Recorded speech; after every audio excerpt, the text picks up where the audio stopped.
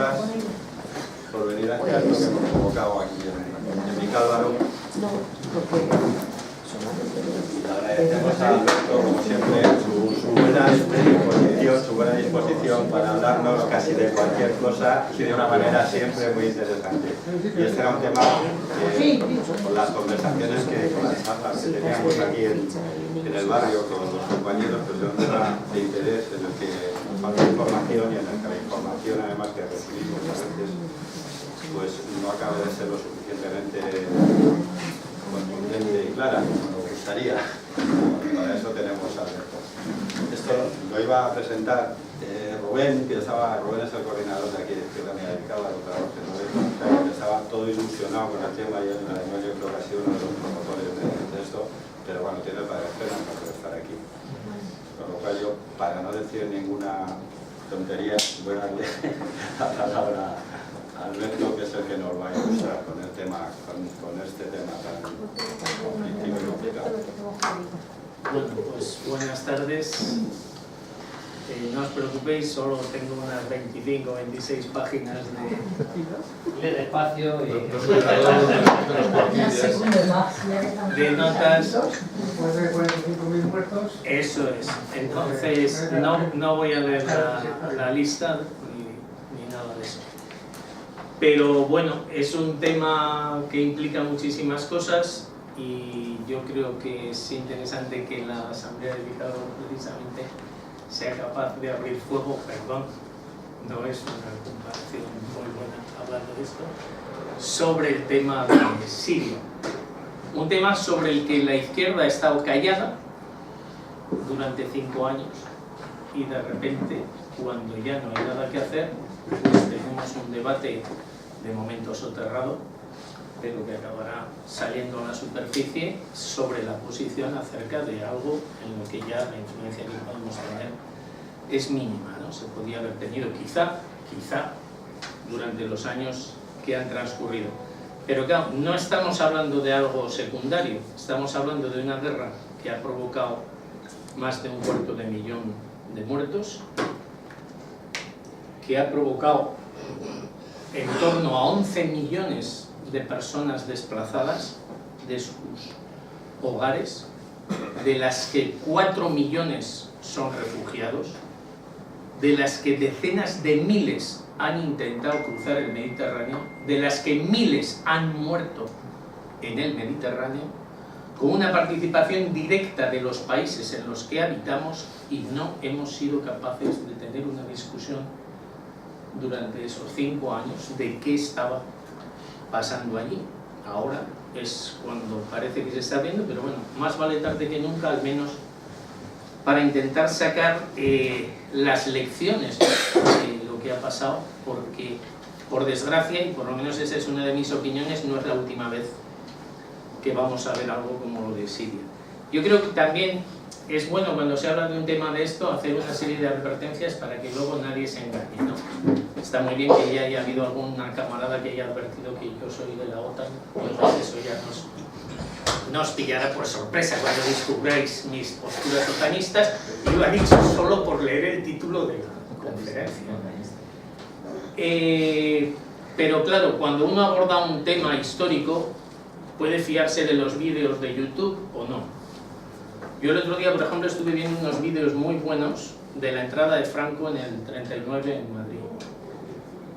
Entonces supongo que si se los enseñan a un marciano, pensará que Franco fue acogido por las masas y vitoreado, porque todos los vídeos que salen es de gente dando gritos con el brazo en alto y gritando "Viva Franco, arriba España" y cosas por el estilo. Yo no creo que sea el mejor método, siempre hay que intentar documentarse, incluso en YouTube, ¿verdad? Pero no es... Yo tengo otro modelo, mucho más primitivo. Mi modelo es el 18 Brumario de Luis Bonaparte, escrito por Carlos Marx. Creo que es lo mejor que se ha hecho en toda la historia como análisis de un proceso histórico. Ya sé que esto hoy en día será muy discutido aquí y fuera de aquí por las miles de personas que lo han leído y no compartirán mi criterio, pero creo que es el modelo a seguir. Es decir, hay que descubrir los intereses de clase que subyacen detrás de los cambios en la sociedad Y entonces ver detrás de esos intereses las distintas fuerzas que actúan y a quién beneficia su actuación. Y eso es lo que debemos intentar ver, porque hay una manera muy sencilla de estudiar la historia también, ¿no? Y es los malos, la CIA o los comunistas, ¿no? Según el que sea el bando, tienen la culpa. Bueno, precisando un poco más pueden ser los judíos incluso, ¿no? Los culpables de todo lo que pasa, y eso es una manera muy particular de entender el desarrollo de la historia con el que yo tampoco estoy de acuerdo.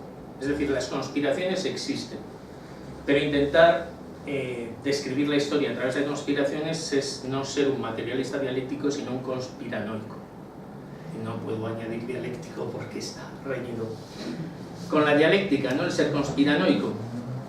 Entonces lo que nosotros tenemos que entender es eso, más allá incluso de la geopolítica, que también me parece un factor muy importante, ¿no? Hay que estudiar la geopolítica cuando se produce un acontecimiento como esto, pero más allá a mí me interesan las condiciones de vida. ¿Cuáles son las condiciones de existencia de esa gente de la que vamos a discutir? ¿Alguien se ha preocupado? ¿Habéis visto a alguien describiendo cuál es la situación material de existencia del pueblo sirio durante este periodo? Yo no. Y es una de las cosas que a mí me preocupan especialmente, porque eso nos va a explicar muchísimo acerca de sus gobernantes, acerca de las condiciones materiales, porque es el defecto que tiene esta obsesión que tengo yo con Marx, ¿no? Es que las condiciones de existencia determinan la conciencia, o si queréis en términos más filosóficos, el ser social determina la conciencia. Entonces es clave, y para mí no me importa tanto lo que alguien canta en YouTube como entender las condiciones materiales de existencia de los actores que entran en juego en esto. Por eso veis que solo con el preámbulo me voy a agotar el tiempo de la charla, pero es que me parece muy importante para que nadie se sienta engañado, ¿no? por esto. Y que las condiciones materiales, perdón, y las espirituales, si me permitís que utilice ese término, para referirme al bienestar, a la libertad, a la felicidad, a las esperanzas en vivir o no vivir, todas esas cosas que van vinculadas normalmente a las condiciones de existencia materiales, pero que no tienen una relación exacta entre las dos, sino que ahí podemos encontrar variaciones. Luego creo que hay otro factor que también tenemos que desechar, y es el eurocentrismo. Nosotros hemos padecido de eurocentrismo, un eurocentrismo agudo, hasta el punto de que si Siria nos ha preocupado, era porque mandaba a algunos de sus hijos a morir a nuestras playas. Y realmente eso, más que otra cosa, despertó una parte de la conciencia, no suficiente, como hemos visto durante este periodo, pero desde luego eso sí que se produjo, sobre todo cuando vemos que este año ha habido 4.800 muertos en el Mediterráneo. Se dice pronto, sobre todo se dice pronto para mantenerse pasivo frente a una situación como esa, ¿no? Y además cuando huían de una guerra que está sostenida con fondos en parte de los países en los que nosotros habitamos, con armas que se fabrican en los países en los que nosotros habitamos y que se vende indistintamente a cualquier bando de los que están en conflicto en esa guerra. Es decir, gente de principios, sí, es verdad. Mira, lo bueno de los capitalistas, que es una ventaja sobre la izquierda, ¿no? Muchas veces es que siempre sabes que son gente de principios. No cambian. El beneficio es lo primero, está por encima de cualquier otro tema, y eso lo van a mantener siempre. Y en realidad estamos viendo que el conflicto de Siria no es el conflicto de Siria, sino es la expresión de una crisis de carácter universal. O sea, lo que estamos viendo es un dilema en la civilización humana. Estamos viendo un dilema entre la supervivencia del capitalismo tal como es, porque claro, puede haber un capitalismo de cuentos infantiles, ¿no? Pero lo que está pasando ahora es la expresión del sistema, o la capacidad o no de levantar una alternativa frente a eso, ¿no? Esa es la discusión.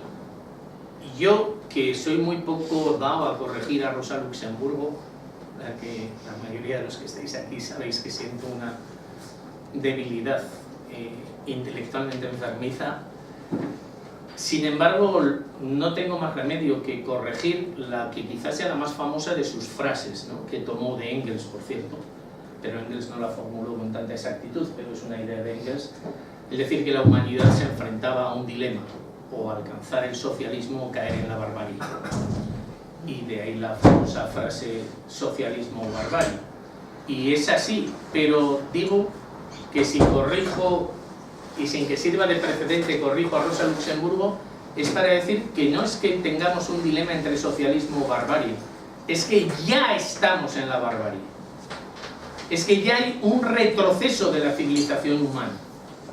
No hay una situación en la que avancen más o menos las transformaciones sociales, es que están retrocediendo. Y eso es lo que estamos viviendo ahora, porque no es solo una cuestión de Siria. Si luego da tiempo podríamos hablar, ¿no? Yemen, Sudán del Sur, realmente una barbarie tremenda, ¿no? Lo hemos vivido ya en otros países, pero es todo un tema regional. Y por eso, una vez dicho todo esto, pues es fácil decir, antes de entrar en materia, que yo no me considero aliado de ninguna de las fuerzas en conflicto. No me siento capaz, política, marxistamente, moralmente, incluso desde un punto de vista humano, simplemente de respaldar a ninguna de estas fuerzas, salvo si hacemos una excepción con los kurdos, de los que hablaremos, que tienen un carácter distinto su lucha, y el propio pueblo sirio. Pero no a los demás elementos, y trataré de decirlo.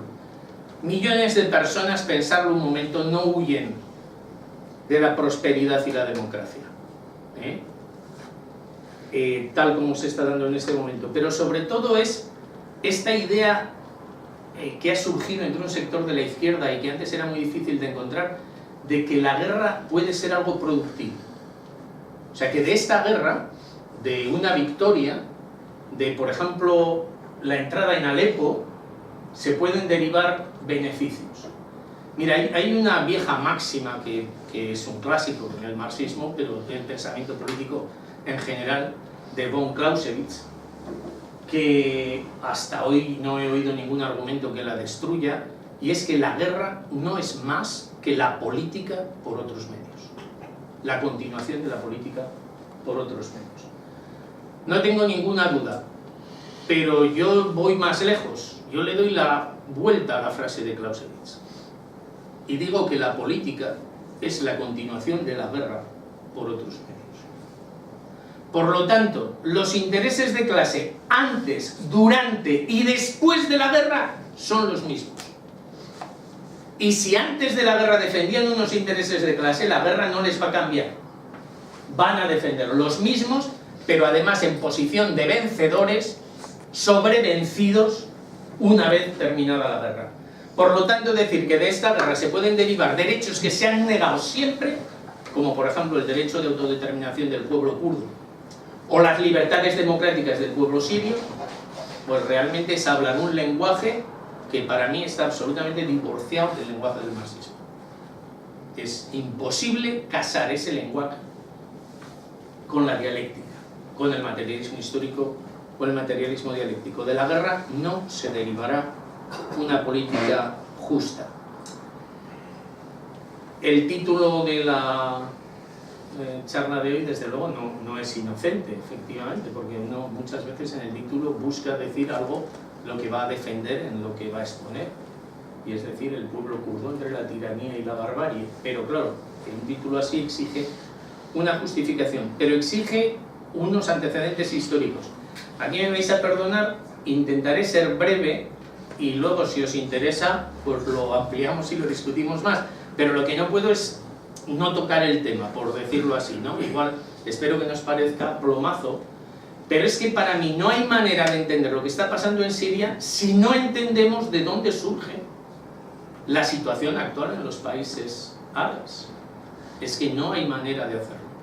Y tener en cuenta que el nacimiento moderno, y no me voy a remontar, aunque tiene su influencia, ¿no? Hablar del Imperio Otomano, etcétera, tendría también su interés, pero bueno, entonces ya me echáis de aquí sea o no sea yo de la OTAN, se demuestra, ¿no? Al final esto, que soy un infiltrado, me echaríais en cualquier caso por pelma, que es algo mucho más fácil de demostrar, ¿no? Que si no es o no agente secreto. Yo creo que la historia moderna de Siria empieza después de la Segunda Guerra Mundial. Es decir, un periodo de transformaciones que se dan en todo el mundo. Y es el periodo de algo que se ha estudiado muy poco. Y parece mentira que se haya estudiado poco cuando ha sido tan importante, que es la revolución colonial.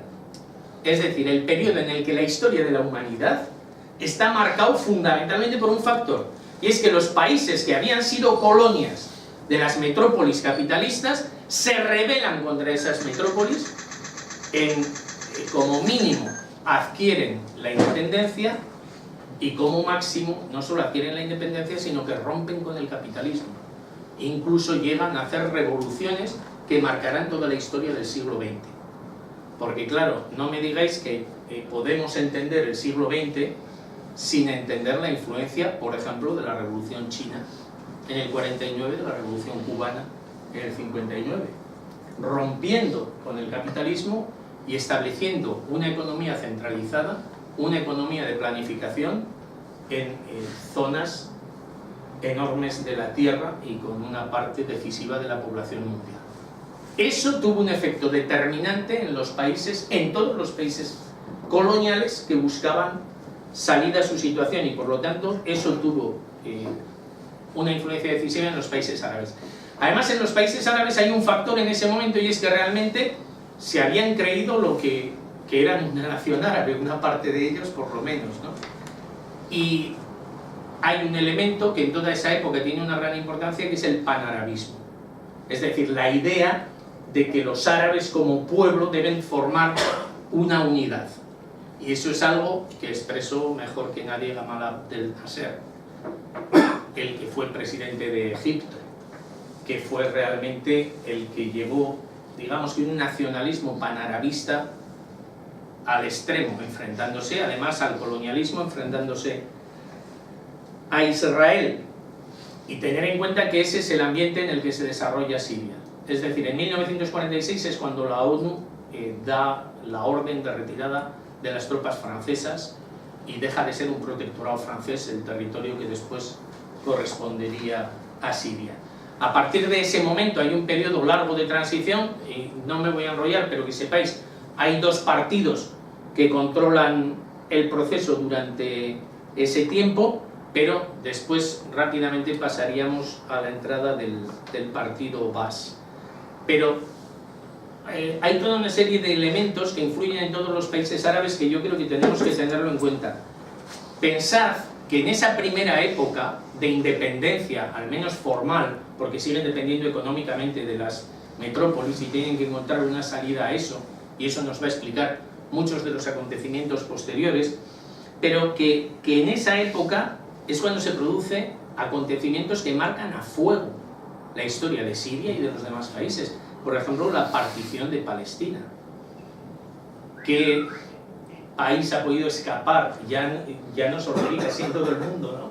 Pero desde luego en Oriente Medio, de la influencia, del efecto que supuso que en 1947 se decide romper Palestina y poner allí un portaaviones del imperialismo mundial para un control de la zona frente a las tribus árabes inseguras que no sabían en qué dirección iban a tirar, y que por lo tanto no solo era el divide y vencerás, era también el tener un enclave fijo del imperialismo que pudiera garantizar a partir de ese momento sus intereses. Pero no solo eso, en 1956 tenemos una guerra por el canal de Suez, ¿recordáis? Algunos recordáis, algunos habréis leído, yo me acuerdo.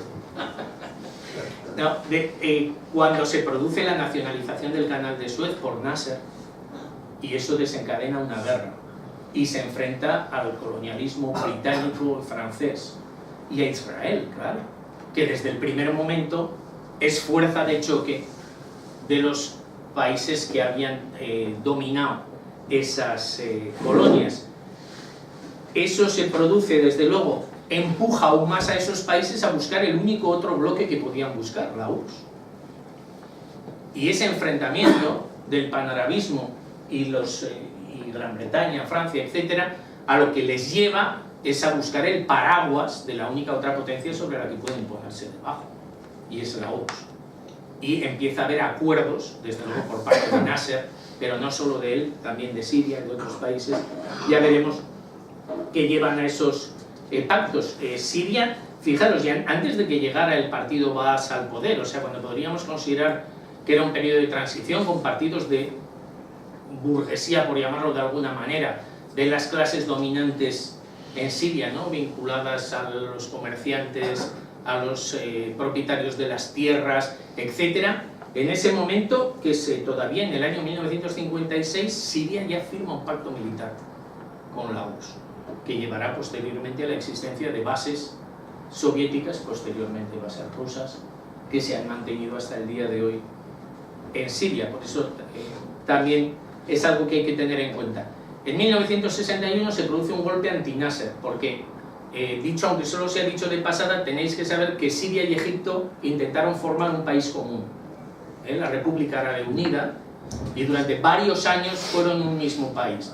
Pero eso también despertó recelos en los sectores sirios que querían mandar en su propia casa, es decir, que querían aprovecharse, que es lo que pasa siempre con este tipo de cosas, porque no era una división en líneas de intereses del pueblo sirio frente al pueblo egipcio, sino de los propios sectores dominantes de la sociedad. Y a partir de ahí hay una inestabilidad tremenda y golpes en Siria, ¿no? Hay varios golpes militares, pero el que más nos interesa es el que se da en marzo del 63, que es el que lleva al partido Baath, que es un partido que se declara socialista y que está hermanado con el partido Baath de Irak, por cierto, que luego se pegan también entre ellos, pero es interesante ver ese proceso, que es un partido que se declara a sí mismo partido socialista y que por lo tanto también quiere reforzar esas vinculaciones con la URSS. Pero dentro de ese partido, bueno, el golpe lo dan los militares, ¿no?, lo da un Consejo Nacional del Comando Revolucionario, pero la influencia política es la del partido Baath, ¿no?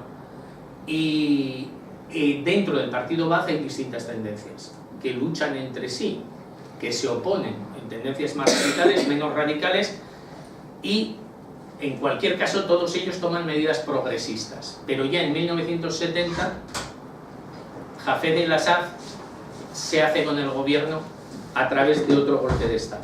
O sea, tenemos ya un golpe de Estado en el 70 con una situación, el partido Baath, que representa fundamentalmente además a una minoría en la sociedad desde el punto de vista religioso, que es alawí en vez de ser suní, que es la mayoría de la población, el 70% suní en Siria, más o menos.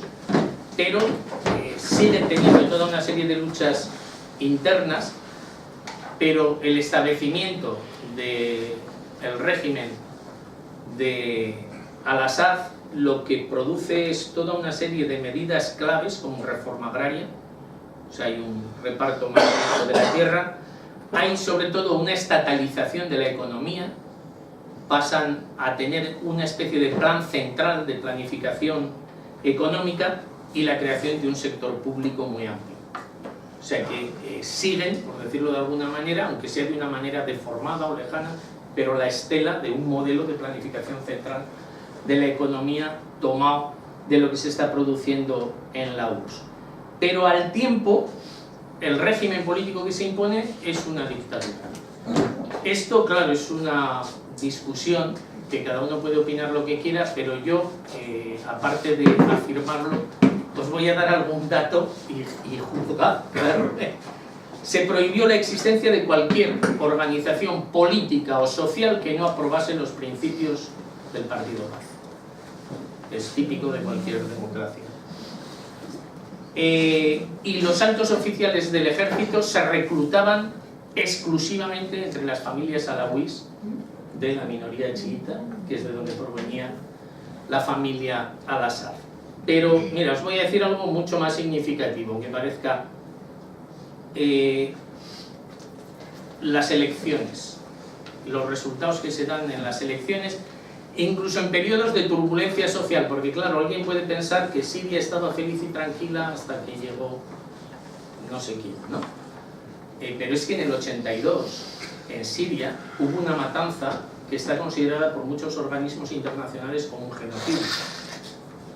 En el 82 había ya una organización de hermanos musulmanes en Siria que llevaba 10 años, desde principios de la década de los 70, enfrentándose al gobierno y al no tener vía democrática de expresión utilizando las armas. Pero en el 82 tomó una ciudad al completo, la ciudad de Hama. El ejército atacó Hama y la discusión está entre si hubo 10.000 muertos o 40.000. Las cifras oscilan. Los que dan un mayor beneplácito al régimen dicen 10.000 y bueno, pues luego los que tienen el interés que sea llegan hasta 40.000. Me da igual que sean 10.000, incluso 5.000, pero vamos. Se produce esa represión y sin embargo, poco después, los resultados de las elecciones no parece que tengan mucho que ver con esto, por eso empiezo por ahí, año 85, ¿no? Elecciones generales. ¿Sabéis qué porcentaje de votos sacó Hafez el-Assad? ¿Se admiten apuestas? 99,8. Fíjate tú, hubo alguno que se despistó y estaba enfermo ese día. Eso es. 99,8% de los votos. Pero es que en las elecciones del 71 y del 78 había tenido aproximadamente el mismo porcentaje. Y diréis, bueno, es imposible tener más votos. Pues lo mismo pensó Hafez el-Assad y dijo, en la próxima quiero más votos. Y los tuvo. En las elecciones de diciembre de 1991, haciendo el más difícil todavía y superándose a sí mismo, Hafez el-Assad obtuvo el 99,98% de los sufragios, típico de las democracias. Es muy típico, es una de las características de las democracias. Sí, esas son las democracias perfectas, las que superan el 100%, porque dan un salto cualitativo, espiritual y no numérico. Su hijo, Bashar al-Assad, o el-Assad, o como queréis decir, se modernizó y tuvo un detalle con la pluralidad política, y en el primer mandato que se presentaba para un mandato de 7 años, además, que también es un tiempo bueno, ¿no?, para las elecciones, a las de 4, mejor 7, ¿no? Se presentó para las elecciones en 2007, porque él accedió al poder en 2000 al morir su padre, porque debió morir de éxito, ¿no? Y en el 2007 obtuvo un modesto 97,2% de los votos. Él dijo, había estudiado y lo... Pero es que en plena guerra civil, en 2014, convocó elecciones en plena guerra civil y tuvo un 88,77%. Hay que preguntarle qué sistema de votación utilizan, porque es mucho mejor que el de aquí para los desplazados. Eso no me cabe ninguna duda y deberíamos copiarlo, hay que decirlo. Pero claro, ¿por qué ese resultado tan ajustado de un 88,7%? Pues porque esa vez, por primera vez en la historia de Siria, desde que llegó el partido Baath, había otros candidatos. Y eso explica lo reñido de las elecciones, ¿no? Hubo candidatos poderosos. Hassan el-Nuri sacó un 4,3%. Y a Maher Abdel Hafez le votó su familia y tuvo un 3,2% de los votos. Eso, bueno, yo creo que, en fin, uno puede opinar lo que quiera, ¿no? Pero es un poco difícil creer que eso es una situación de libertades democráticas. Pero no vamos a ir solo a las libertades, lo que hay que ver también es las condiciones de existencia, ¿no?, en el país. Y debemos tener en cuenta que todo lo que hubo de progresista en la primera época va cambiando progresivamente, y sobre todo a partir de la caída de los países del este, evidentemente, donde lo que estamos teniendo es un cambio de la situación en todo el mundo. Pero ese cambio se había ido ya produciendo antes, porque la revolución colonial en Oriente Medio sufre un retroceso en los años 70, y tiene su lógica. Algunos lo recordamos, incluso en el año 70 es el septiembre negro en Jordania. No me voy a meter en el tema, aunque es tentador, pero el gobierno jordano aplasta a los palestinos en el año 70. Es lo que se conoció como Septiembre Negro, que se ha hecho más famoso porque hubo un grupo terrorista que se llamaba Septiembre Negro. Terrorista. Pero el grupo, bueno, Un grupo armado. bien, un grupo armado, en la lista de grupos terroristas que se llamaba Septiembre Negro, pero el nombre del grupo era por esto, no al revés. Lo que se produjo es casi una guerra civil, porque una gran parte de los palestinos estaban viviendo en Jordania en ese momento, pero es que además en el año 70 se produce la muerte de Nasser, que ha sido el líder más audaz, más significativo y más avanzado del panarabismo y de esa idea anticolonialista, ¿no?, que fue potente en esa época, que llevó a las nacionalizaciones y a reivindicar el orgullo de esos países frente a las metrópolis. Y además se producen 2 derrotas consecutivas a manos del Estado sionista de Israel, en 1967 y en 1973. No solo eso, sino que Siria además pierde los Altos del Golán, de los que todos habréis oído hablar alguna u otra vez o muchas veces en vuestra vida y que siguen en manos de Israel hasta la fecha. A eso se une dificultades económicas, porque en la década de los 80 caen los precios del petróleo, lo que da lugar a que el gobierno de Al-Assad emprenda una política de austeridad, pero no solo de austeridad. Bueno, voy a comprimirlo y luego... no, es que, ¿sabes qué pasa? Que si afirmo una cosa, me gusta argumentarla. Entonces, hay tantas cosas que argumentar aquí que es difícil.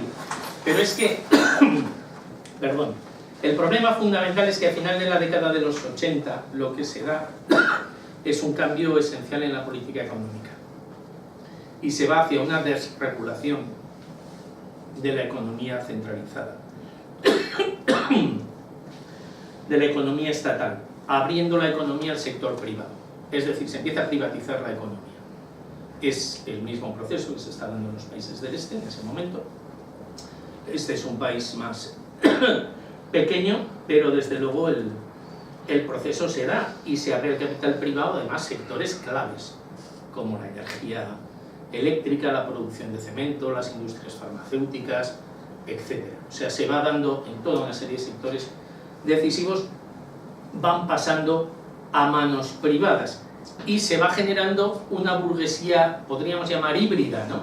Porque es una mezcla de lo que quedaba de comerciantes, de gente que tenía algunas pelas, que lo había, con sectores del aparato del Estado que tienen acceso a los recursos del Estado, como en Rusia, que hemos vivido en Rusia, ¿no? Ahora en Moscú debe haber más multimillonarios que en ningún sitio del mundo, ¿no? Precisamente porque han saqueado el aparato del Estado, porque han saqueado los recursos del Estado, la propiedad pública.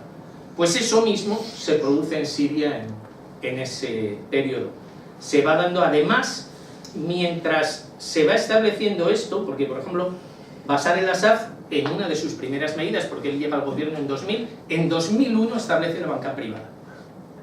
Es decir, que no estamos hablando de entelequias, estamos hablando de medidas determinantes para el funcionamiento de la economía. Sin embargo, también habilitó una estación de radio privada, pero solo podía emitir música, no podían hablar. Entonces se ve que sabía distinguir, ¿no?, una cosa de otra. En ese momento además se produce un proceso de migración de los pueblos a las ciudades, o sea que un crecimiento tremendo de la población, que luego comentaremos, pero sobre todo aumento de las diferencias sociales. Es decir, hay un menor crecimiento y además mal repartido, mucho peor repartido en la medida en que el Estado deja de estar jugando ese papel de distribución y de protección. Solo os voy a hablar de un señor, el señor Makhlouf, hijo del excomandante de la Guardia Republicana Siria y primo ¿de quién? De Bashar el-Assad. Este señor se calcula, ya hace tiempo, antes de empezar la guerra, se calculaba que tenía una fortuna privada de 6.000 millones de dólares. En un país socialista y bien repartido. Imperio económico de las telecomunicaciones, el petróleo, la construcción, bancos, líneas aéreas y comercio minorista. Tiene hasta varios colegios privados donde estudian los hijos de la alta administración del Estado. Y son suyos. Allí les han estado educando para este futuro glorioso y próspero que está viviendo Siria en este momento. Este Rami Makhlouf, pues, se ha hecho de oro, pero a costa de socavar la propiedad pública, porque ahora la economía privada domina ya el 70%, bueno, domina, ahora es muy difícil establecer cifras, o sea, cuando hablo de cifras económicas estamos hablando todas como límite normalmente con 2011, si es algo posterior y lo tengo, lo diré, si no, haceros a la idea de que estoy hablando hasta el inicio de la guerra, Y entonces en ese momento la economía privada alcanzaba ya el 70% del crecimiento real del Producto Social Bruto, mientras la renta per cápita iba disminuyendo desde los años 90, o sea, no es que aumentara la renta y aumentaran más los ricos y menos los pobres, no, es que además la renta per cápita estaba cayendo, es decir, la riqueza del país también estaba cayendo, con una escasez terrible de puestos de trabajo, con una inflación galopante que en 2008 alcanzó ya el 17%, con lo cual era muy difícil compensar las pérdidas de poder adquisitivo. Pero es que además, ¿qué situación social hay en vísperas de la insurrección? Porque claro, uno puede pensar, con la insurrección la organizaron la CIA, ¿no? Y dice, bueno, pues podían organizar otra en Irán, otra en China, ¿no? Y terminaban en 4 días con todo, ¿no? ¿Qué condiciones materiales de existencia había en la Siria de 2011, cuando se produce la primavera árabe? Para mí, o sea, yo por lo menos, si algo he dedicado tiempo es a intentar entender eso. Algo que pudiera explicar si es algo artificial ese movimiento o si es algo que se deriva de las condiciones de existencia. Y lo que tenemos es que en ese momento el paro había crecido al 15%, según algunos el 20%, ya sabéis que siempre la ingeniería estadística con el paro hace maravillas, pero la cifra mínima de paro general que daban era 15%, entre los jóvenes de 20 a 24 años un 33,7% y entre los jóvenes de 15 a 19 años un 39,3% de desempleo. Pero es que la proporción de sirios que vivían bajo el límite de pobreza era de un 33%, unos 7 millones de personas, y un 30% vivía justo por encima de la marca en la que se establecía el límite de pobreza. Claro, mientras tanto el Fondo Monetario Internacional en 2010 alabó la política económica del gobierno de Al-Assad, algo que a mí también pues me cuesta colocarme con el FMI, me cuesta bastante. Entonces hay una alabanza expresa del proceso de crecimiento del sector privado, lo tengo aquí delante si queréis alguien, luego las fuentes están ahí. Pero es que ¿cuál es el reparto de la renta? En el año 2003-2004 el 20% de la población más pobre solo realizaba el 7% del gasto total, mientras que el sector rico de la población contaba con el 45% del gasto. Lo mismo pasa con la tierra, en fin, hay toda una serie de datos que voy a ir dejando porque si no nos vamos comiendo el tiempo. Pero tener en cuenta que el 50% de la población siria, ahora no tengo el dato por aquí, me parece que era menor de 21 años en la primavera de 2011. Luego, si no lo busco, yo lo doy porque me parece un dato muy relevante para entender el proceso de falta de lealtad, de tradición, de ideas asentadas sobre el poder, el régimen, el partido, etcétera, ¿no? Que también ayuda a explicar un cambio tan rápido, tan brusco en el ambiente social.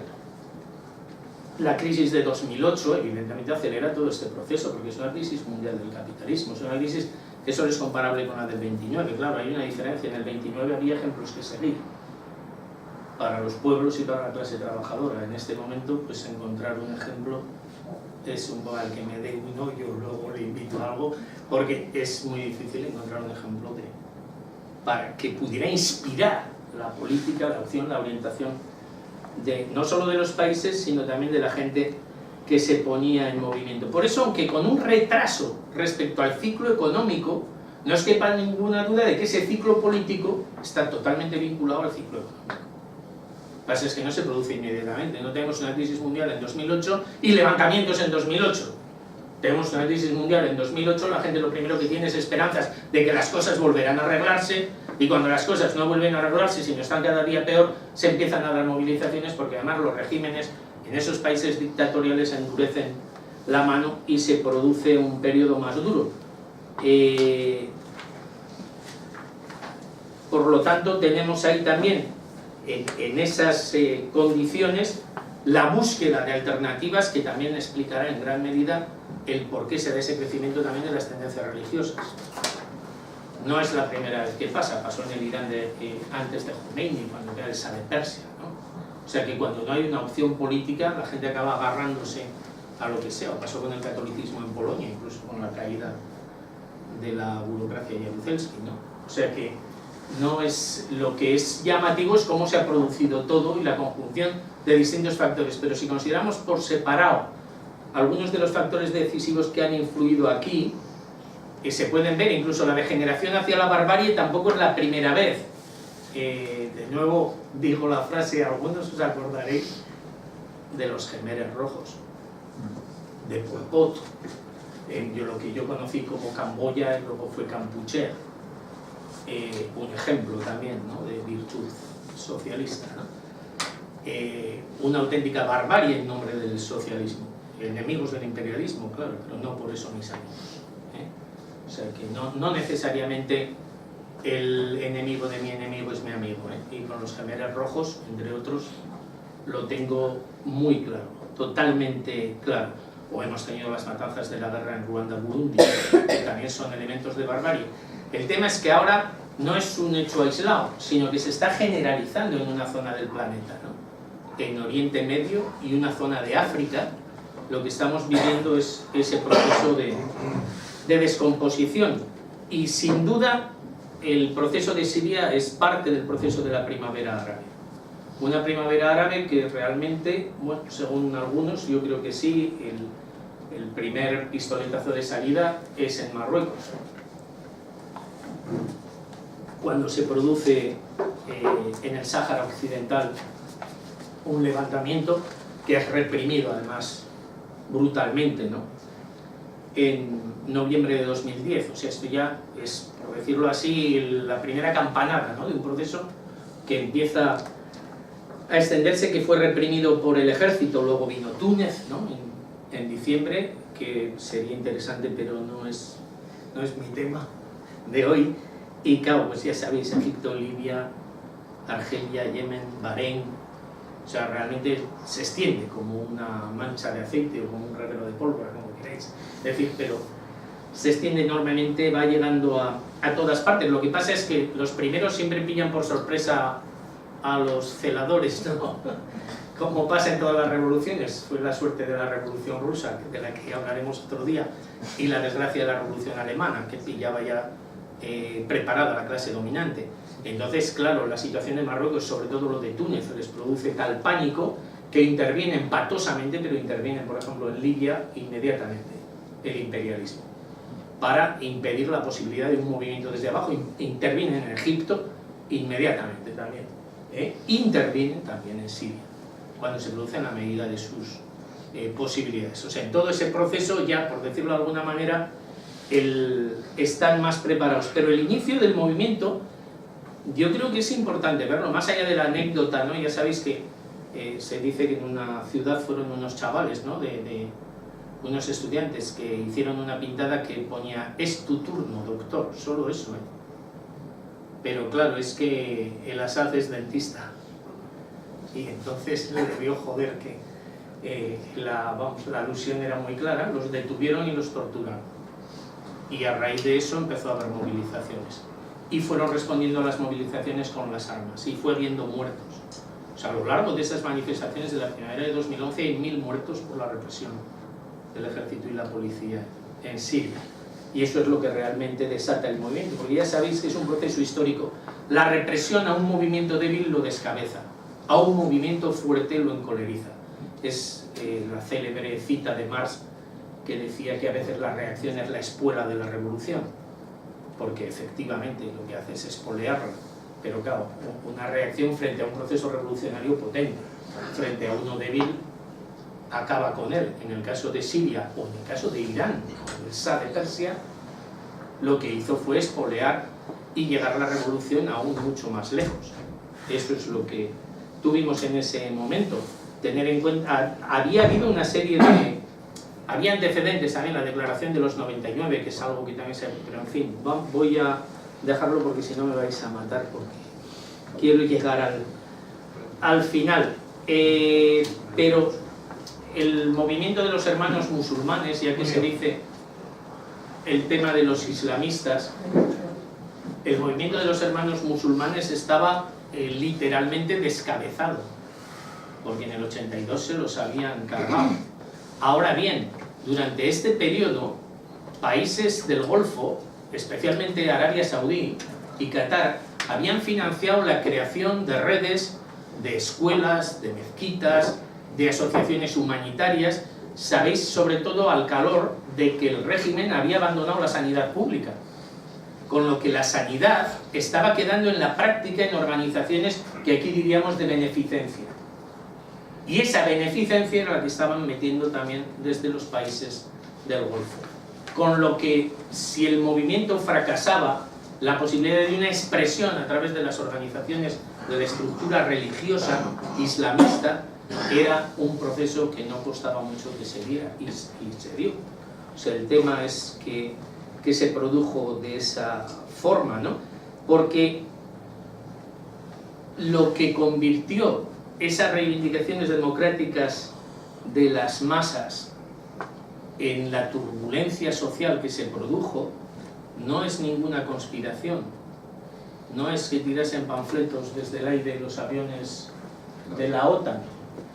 Lo que lo provocó fue la represión, fue los muertos, fue la respuesta del régimen, fue la incapacidad de asumir la necesidad de cambios, intentar dar gato por liebre, por ejemplo con una reforma constitucional donde además, que me hace mucha gracia cuando todo el mundo dice lo de la laicidad, sabéis que la Constitución exige que hay que ser musulmán para ser presidente de Siria, por ejemplo, ¿no? Aparte de otras muchas cosas, potenciando que el Corán es la inspiración legislativa, lo dice también la Constitución, o sea que realmente lo que había era una concesión a ideas, a prejuicios religiosos, intentando ganar por ahí algo de flexibilidad, pero hay una respuesta inflexible con las armas de fuego. Es esa sectarización religiosa, al menos esta es la tesis que yo defiendo y que creo que es la que debemos entender de este proceso. Es esa sectarización religiosa, además de la intervención del imperialismo, además de la intervención de fuerzas exteriores, porque claro, se dice a fuerzas extranjeras y se habla solo de Estados Unidos y de la Unión Europea, y es cierto, joder que sí es cierto, pero es que el único país del mundo que tiene bases en Siria es Rusia, pero es que Hezbollah libanés no son sirios y las milicias iraníes tampoco son sirios, y son los que están combatiendo junto al régimen sirio y han sido determinantes en el tiro en la guerra, aparte de la intervención directa de la aviación rusa, ¿no? Y de los asesores sobre el terreno.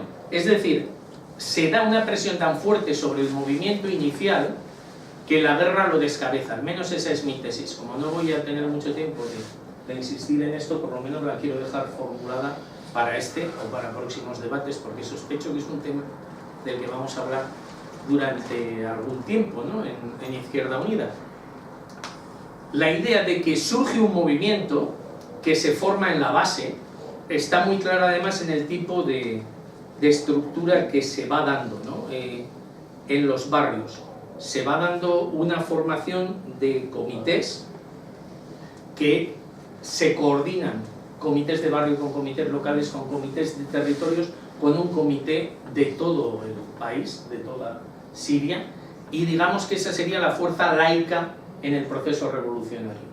Bueno, aunque sea de una forma muy esquemática, pero porque me lo iba a saltar, pero voy a decir, aunque sea de una forma muy esquemática, tenemos que considerar que por lo menos hay cuatro bloques de fuerzas interviniendo en la guerra en Siria, ¿no? Por lo menos para dar el cierre a la exposición. si consideramos a los kurdos como una de ellas, y yo creo que sí.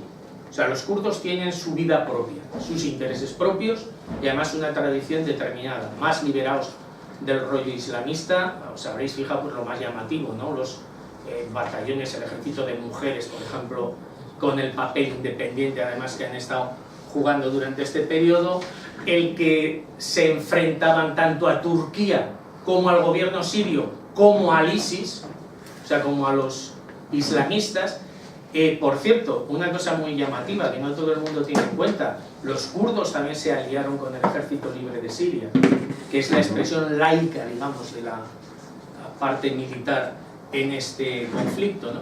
Entonces, los kurdos daría para no para una conferencia, sino para 7, además creo que es general la simpatía, ¿no? Porque es muy claro sus aspiraciones progresistas, laicas, y además de bando perdedor seguro, no ahora sino después, están perdidos, porque es una solemne tontería decir que la toma de Alepo va a resolver el problema kurdo. Y perdonar la expresión, pero es que es una estulticia, porque es que los kurdos, para constituir su país, tienen que romper con 4 países, y ninguno de los 4 quiere, porque a los 4 les hace un roto.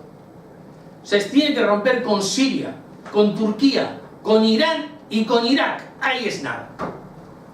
Para formar la nación kurda, que esa sería la manera, un estado kurdo. Entonces, ellos además en este proceso han declarado la autonomía de la zona que controlan. Y inmediatamente eso ha sido respondido. Los turcos han entrado en la guerra fundamentalmente para combatir a los kurdos. O sea que todos esos factores tenemos que tenerlos en cuenta, ¿no? Que es probablemente el sector más progresista, además, por tema tanto de derechos democráticos como sociales, pues tiene muy mal aspecto lo que pueda pasar en la situación posterior a la guerra, ¿no? Ellos ya se levantaron contra el gobierno en 2004, o sea que tampoco nadie piensa que es que son aliados del gobierno. En 2004 hubo un levantamiento kurdo frente al gobierno sirio, que fue saldado como siempre con la represión, 2000 detenidos, gente que se tuvo que ir al exilio, etc. Por eso ellos han mantenido distintas alianzas, incluso le han dado las gracias a Estados Unidos públicamente por el apoyo que les ha tenido que dar en algún momento, lo que no ha roto, creo yo, por lo menos su independencia, y yo no me atrevería a decir que son de la OTAN, a pesar de que han llegado mucho más lejos que yo, que nunca pienso darle las gracias a los Estados Unidos, ¿no? Por lo menos a su gobierno, quiero decir. Se agradece la nómina. Eso es, bueno, no, soy así de desagradecido. Pero lo más importante quizá desde el punto de vista laico es el Ejército Libre de Siria. ¿Por qué? Porque yo creo que es lo que refleja lo que estaba diciendo, y es que al principio hay un movimiento laico muy poderoso, pero que en el momento, en la medida en que se transforma en un movimiento bélico, va perdiendo el carácter laico para ser infiltrado progresivamente por las sectas religiosas. Y decís, ¿por qué? ¿Porque les convencen dándoles discursos? No, que va, hay un argumento mucho más poderoso. El Ejército Libre de Siria carecía de medios. Y al Nusra y el ISIS se les cae el dinero por las orejas, porque les llega a raudales de Arabia Saudí, de Qatar. Armas a través de los países imperialistas. Al Ejército Libre de Siria nadie quería armarlo, precisamente porque representaba la revolución que se había dado en 2011 en Siria, porque tener en cuenta que el movimiento no es un movimiento que empiece con terrorismo, es un movimiento que empieza con movilizaciones sociales, con una huelga general llamada la huelga de la dignidad, que duró varios días y que paralizó el país, y a la que el ejército respondió asesinando a decenas de manifestantes, y no son solo invenciones de la CIA, sino que durante ese periodo se da una represión muy dura. Además, el tipo de estructura que habían adquirido es una estructura como la de los soviets, que no creo que fuera porque habían leído la Revolución Rusa, sino porque es la forma natural de organizarse un movimiento de clase, un movimiento popular. Claro, haces comités en cada barrio, haces comités en cada ciudad y coordinas esos comités, y eso es lo que hicieron. Y además hay un momento de euforia, terrible error de una revolución inmadura, ¿Cuándo empieza a desgajarse el gobierno? Porque claro, a algunos se les ha olvidado, pero otros nos acordamos. El gobierno sirio empezó a descomponerse.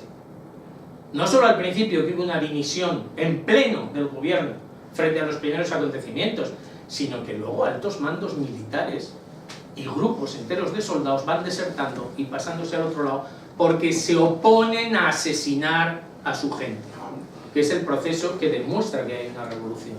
Porque un ejército solo se descompone solo cuando tiene enfrente una revolución. Por eso se descompuso en Irán, por eso se descompuso en Portugal en el 74, por eso se descompone en Siria, porque tiene enfrente una revolución de masas.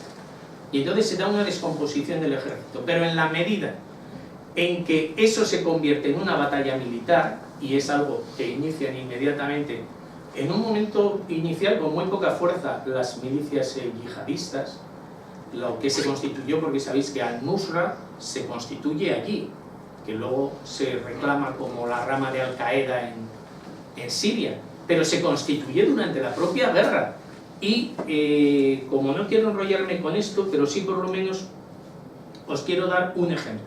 O sea, por lo menos ejemplificar lo que digo con un caso, que creo que es muy difícil de desmontar, y es lo que pasó en la ciudad de Raqqa, que os sonará, por lo menos os sonará, porque está saliendo en los telediarios constantemente. La ciudad de Raqqa cayó en marzo de 2013 en manos de los, que aquí se dice rebeldes, ¿no? Pero vamos a ser más precisos. En marzo de 2013, o sea, fijaros ya el tiempo que ha pasado, y por eso me parece significativo, porque es muy difícil establecer el momento en que el movimiento revolucionario ha quedado totalmente aplastado por el movimiento yihadista, por decirlo así. Bueno, si no totalmente, por lo menos lo suficiente para que ya no juegue el papel protagonista. Vamos a ser más exactos.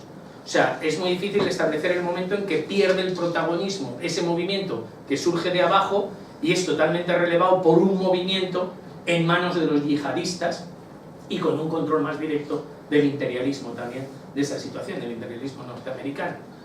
Pero 2013 sería el límite probablemente de ese proceso. Desde 2011 a 2013 el momento de auge es 2011 y se podría decir que incluso 2012 ya supone ese cambio, ¿no? Pero en 2013 en ningún caso nos cabe duda de que el proceso se termina de dar. ¿Por qué? Se toma esa ciudad y la toman conjuntamente un frente en el que participa el ejército libre sirio, pero participa también una rama que entonces era de islamismo moderado, que era Arar el-Sam, pero además ya el frente al-Nusra. Toman la ciudad, echan de ahí al ejército sirio, y esto es marzo, ¿verdad? En abril, al-Nusra, que se ha establecido en la ciudad y se considera ya con fuerza, ataca no al ejército sirio, ataca al ejército libre de Siria. Esto es un poco difícil de explicar para algunos de mis amigos y amigas. Un poco difícil de explicar, porque lo que revela precisamente es eso. Y además hay declaraciones tanto del ejército libre de Siria como de los kurdos, por cierto, en las que atacan a los islamistas. Cuando piden la intervención extranjera, otra falacia, cuando piden la intervención extranjera a los sectores de la oposición en el exilio, que no me ha dado tiempo de desarrollar eso, pero también es interesante porque desde el exilio también intentan quitarle el protagonismo a la gente que estaba dentro, ¿no? Los sectores, digamos, más burgueses, más vinculados al imperialismo, intentan quitar el protagonismo a los que estaban dentro en los comités locales y el ejército libre de Siria. Pero tanto digo los kurdos como el ejército libre de Siria, sobre todo el ejército libre de Siria, se opone a esa intervención y se oponen al gobierno de Siria y se oponen a los yihadistas. Es decir, llega un momento en que están luchando en todos los frentes y es una situación insostenible, sobre todo ¿por qué? Porque Raqqa, que es considerada una ciudad clave en ese proceso, el 14 de enero de 2014 se declara como capital del Estado Islámico del Irak y del Levante. Es decir, han aplastado al ejército libre de Siria y ha tomado totalmente el control los yihadistas. Y eso, tomado en una ciudad, es probablemente el cosmos, el microcosmos, o como queramos llamarlo, que refleja el conjunto del proceso que se ha dado en Siria. Cómo siguen quedando combatientes hasta el final, el Ejército Libre de Siria en todas partes, cómo los kurdos también juegan su papel, pero cómo va pasando cada vez más a ser un enfrentamiento entre al-Nusra y el ISIS por un lado, con la gente que a ellos les respalda, y en el otro lado, o sea, las tropas o la intervención del ejército sirio, de Rusia, de Irán y de Hezbollah, que están formando un ejército conjunto para luchar contra ellos. Por eso, y con esto termino, creo que, bueno, que las conclusiones se pueden vincular con lo que decía al inicio. Creo que lo que hemos tenido en Siria es un proceso en el que si uno busca un bando al que apoyar solo lo hará por desesperación, con el que no se consuela es porque no quiere, pero yo no veo un bando al que apoyar en Siria, porque lo que veo es una descomposición de la situación y que, bueno, nos gustaría que fuera un bando al que apoyar, pero no es así. Entonces a mí cuando alguien me dice que qué es mejor o qué es peor, yo no soy un analista moral de la historia, es algo que Marx dijo muchas veces y que me encanta. Uno puede tener sus opiniones y sus criterios morales, pero la historia no es una cuestión de moralidad. Y no es una cuestión de qué nos gustaría o qué no, pero para decirlo con un ejemplo, yo no quería que Japón ganase la guerra. Jamás en mi vida apoyaré la destrucción de Hiroshima y Nagasaki, que fue lo que desencadenó la victoria aliada. Jamás apoyaré al gobierno de Estados Unidos que derrotó al imperio japonés. Jamás. Jamás apoyaré los bombardeos de Dresde. Jamás apoyaré la matanza del bosque de Katynia en Polonia. Jamás. Al margen de que piense que era más progresivo, menos progresivo para el desarrollo de la historia el que venciera un bando u otro bando en esos conflictos. Jamás apoyaré la utilización de la violación como arma de guerra en los finales de la Segunda Guerra Mundial masivamente en Alemania. Al margen de que efectivamente es más positivo que perdiera el ejército alemán y fuera derrotado el nazismo. Por lo tanto, para nosotros no es una cuestión de moral, es una cuestión de lucha de clases. Y en Siria, antes de la guerra, durante la guerra y después de la guerra, el único aliado al que se puede apoyar es a la clase obrera siria, al pueblo sirio, que necesariamente tendrá que luchar contra el gobierno que se forme después de esta guerra. Y además en condiciones más difíciles que las anteriores, porque cuando una revolución se pierde y además es aplastada sangrientamente, la próxima ocasión suele tardar mucho en llegar, y las declaraciones de buenas intenciones y recomendaciones al gobierno sirio sobre que tiene que ser bueno con los kurdos, con la población y con los niños y las niñas, pues son pérdidas de tiempo. Lo que hay que hacer, yo creo, es entrar en ese análisis y entender que lo que tenemos son dos imperialismos que chocan repartiéndose el mundo, despedazándolo sin importarse. Porque tenemos por un lado el imperialismo de Estados Unidos, la OTAN, que lo representa muy bien porque ahí están todos los países de su bloque, pero por otro lado tenemos al imperialismo ruso y al imperialismo chino, que se trata de hacer hueco, porque de hecho China, Rusia, votó en contra de todas las medidas que en la ONU se trataron de establecer en la primera parte, sobre todo para el diálogo, pero Rusia no solo eso, Rusia ha intervenido directamente en el conflicto y que yo sepa, Putin no es de las hermanas de la caridad, si alguien tiene datos que me los dé, pero creo que la intervención de Rusia se produce por intereses directos de dominación política y económica de una zona geoestratégica en el planeta. Además, es uno de los puntos importantes a considerar porque ha derrotado a Estados Unidos y la OTAN en Crimea, porque los dejó paralizados, sin posibilidad de intervenir, y ahora les derrota aquí, porque esto es una victoria para la política exterior rusa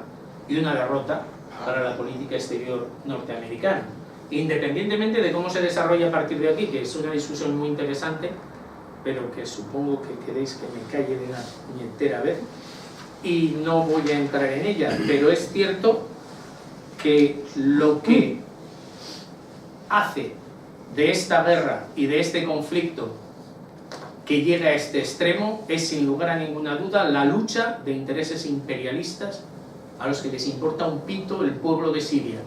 Pero lo que da la excusa para el inicio de este proceso es un gobierno que responde a un pueblo que pide pan y libertad con las armas, asesinando a la gente en la calle. Y eso es lo que fue capaz de generar la ocasión para esta intervención, esta escabechina y una situación patética. Por lo tanto, yo creo que tenemos que dedicar tiempo a esto necesariamente, pero no tenemos todo el tiempo del mundo, ¿no? Porque yo creo, como ya dice más gente, cambiando la expresión de Engels, que el mundo sí que se enfrenta a una disyuntiva muy concreta, ¿no? y es nuestra tarea. Solo podemos elegir entre dos opciones, luego podemos repartirnos como queramos, pero hay solo dos opciones: o el capitalismo o nuestra Tierra como un planeta habitable. Las dos cosas son incompatibles, así que a ver si nos ponemos, o seguimos más bien, en la faena. Y gracias por la pregunta.